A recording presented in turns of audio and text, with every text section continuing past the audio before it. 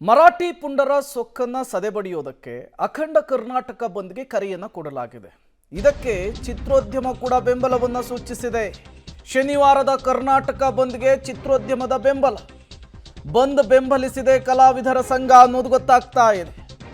ಚಿತ್ರ ಪ್ರದರ್ಶನದ ಬಂದ್ ಬಗ್ಗೆ ಇನ್ನೂ ಕೂಡ ಫಿಲ್ಮ್ ಚೇಂಬರ್ ನಿರ್ಧರಿಸಿಲ್ಲ. ಇವತ್ತು ಅಥವಾ ನಾಳೆ ಬಂದ್ ಬೆಂಬಲದ ಬಗ್ಗೆ ಒಂದು ಅಂತಿಮ ನಿರ್ಧಾರ ಹೊರಬೀಳುವಂತಹ ಸಾಧ್ಯತೆ ಇದೆ. ವಾಣಿಜ್ಯ ಮಂಡಳಿಯು ಕೂಡ ಬೆಂಬಲ ನೀಡುವಂತಹ ಸಾಧ್ಯತೆ ಇದೆ.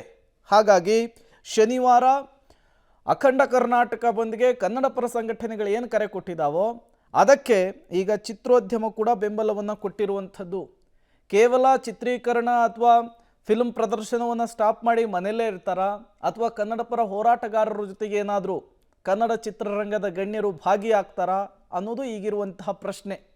ಈ ಹಿಂದೆ ನಾಡು ನುಡಿ ನೆಲ ಜಲದ ವಿಚಾರಕ್ಕೆ ಯಾರೂ ಕೂಡ ಮುಂದೆ ಬರ್ತಿಲ್ಲ ಅನ್ನುವಂತಹ ಮಾತುಗಳು ಸರ್ಕಾರದ ಮಟ್ಟದಲ್ಲಿಯೇ ಕೇಳಿದ್ವು. ಅದಾದಮೇಲೆ ಏನೆಲ್ಲ ಬೆಳವಣಿಗೆಗಳಾಯಿತು ಅನ್ನುವಂತಹ ಮಾತುಗಳನ್ನು ಕೂಡ ನಾವು ಗಮನಿಸಿದ್ವಿ. ನಟ್ಟು ಬೋಲ್ಟು ಟೈಟು ಎಲ್ಲ. ಈಗ ಕನ್ನಡ ಪರ ಸಂಘಟನೆಯವರು ದೊಡ್ಡ ಮಟ್ಟದ ಹೋರಾಟಕ್ಕೆ ಮುಂದಾಗಿದ್ದಾರೆ. ಅದಕ್ಕೆ ಕನ್ನಡ ಚಿತ್ರರಂಗ ಕೂಡ ಬೆಂಬಲವನ್ನು ಕೊಟ್ಟಿದೆ.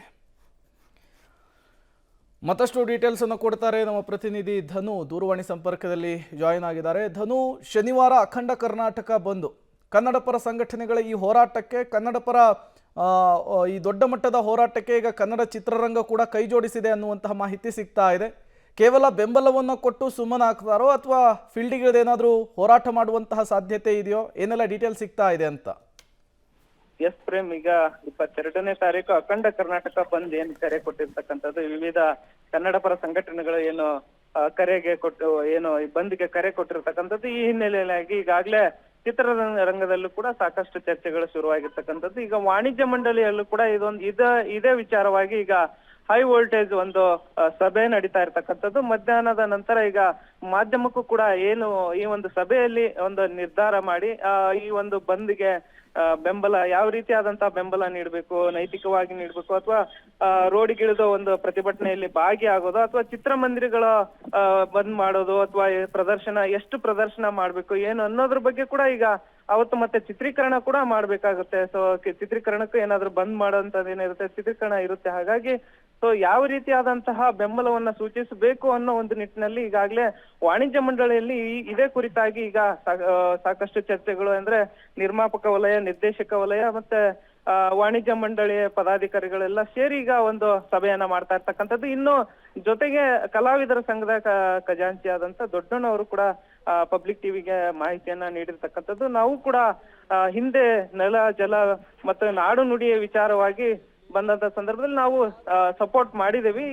ಈಗಲೂ ಕೂಡ ನಾವು ಅದಕ್ಕೆ ನಮ್ಮ ಬೆಂಬಲ ಇದೆ ಅನ್ನೋದನ್ನ ಹೇಳಿರ್ತಕ್ಕಂಥದ್ದು. ಆದ್ರೆ ಕಲಾವಿದರು ಎಷ್ಟರ ಮಟ್ಟಿಗೆ ಭಾಗಿ ಆಗ್ತಾರೆ ಏನು ಅನ್ನೋದ್ರ ಬಗ್ಗೆ ಮಾಹಿತಿ ಇಲ್ಲ. ಆದ್ರೆ ನಮ್ಮ ಕಲಾವಿದರ ಸಂಘದಿಂದ ಇದಕ್ಕೆ ನೈತಿಕವಾಗಿ ಒಂದು ಬೆಂಬಲವನ್ನ ಸೂಚಿಸ್ತೀವಿ ಅನ್ನೋದನ್ನ ಮಾತನ್ನ ಹೇಳಿರ್ತಕ್ಕಂಥದ್ದು. ಇತ್ತೀಚೆಗೆ ಸರ್ಕಾರದ ಮಟ್ಟದಲ್ಲೇ ನಾಡು ನುಡಿ ಜಲದ ವಿಚಾರ ಬಂದಾಗ ಕಲಾವಿದರು ಭಾಗಿ ಆಗೋದಿಲ್ಲ ಅನ್ನೋ ಒಂದಿಷ್ಟು ಕೂಗು ಕೇಳಿ ಬಂದಿತ್ತು. ಆದ್ರೆ ಈ ಬಾರಿಯ ಈ ಬಂದ್ ವೇಳೆ ಅಥವಾ ಈ ಒಂದು ಸಂಘಟನೆಗಳು ಹಮ್ಮಿಕೊಂಡಂತ ಅಖಂಡ ಕರ್ನಾಟಕ ಬಂದ್ಗೆ ಯಾವ ರೀತಿ ಕಲಾವಿದರು ಮತ್ತೆ ಚಿತ್ರರಂಗ ಸಪೋರ್ಟ್ ಮಾಡುತ್ತೆ ಅನ್ನೋದನ್ನ ಕಾದು ನೋಡ್ಬೇಕಾಗಿದೆ ಪ್ರೇಮ್. ಓಕೆ, ಥ್ಯಾಂಕ್ ಯು ಧನು ತಮ್ಮೆಲ್ಲ ಮಾಹಿತಿಗಾಗಿ. ಅಲ್ಲಿಗೆ ಕರ್ನಾಟಕ ಬಂದ್ಗೆ ಕಲಾವಿದರ ಸಂಘ ಕೂಡ ಬೆಂಬಲವನ್ನು ಕೊಟ್ಟಿದೆ.